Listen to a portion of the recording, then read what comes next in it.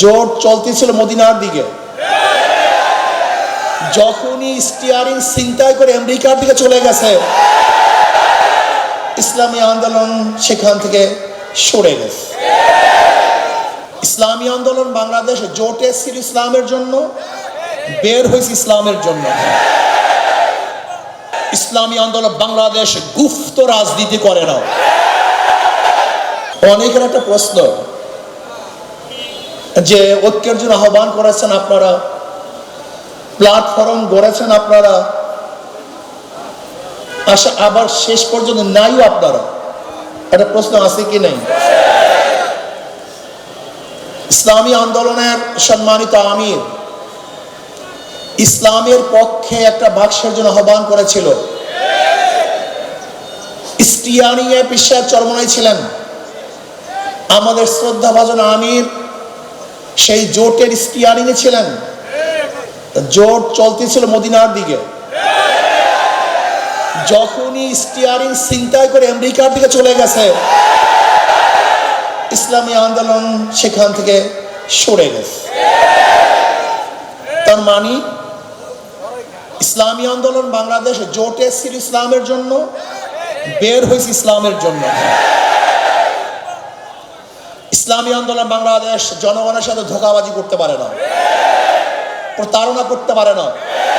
ইসলামী আন্দোলন বাংলাদেশ গুপ্ত রাজনীতি করে না। ইসলামী আন্দোলন বাংলাদেশ যা মুখে বলে বাস্তবে তাই করে। আমরা সরওয়ার্দী উদ্যানে বক্তৃতা করেছিলাম, যদি মুনাফিকি না করেন তাহলে আগামীতে ইসলাম ক্ষমতায় যাবে।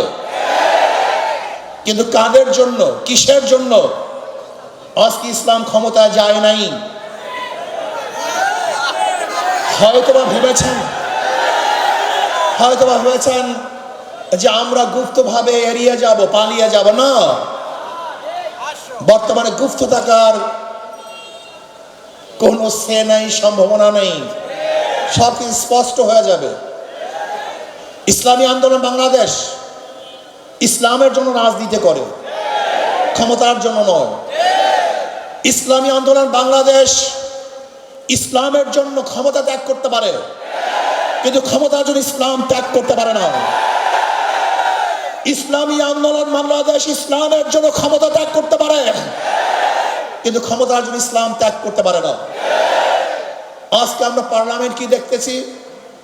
আবারও কে রাজাকার, কে রাজাকার না, এটা প্রমাণ করার জন্য সময় ব্যয় করা হচ্ছে।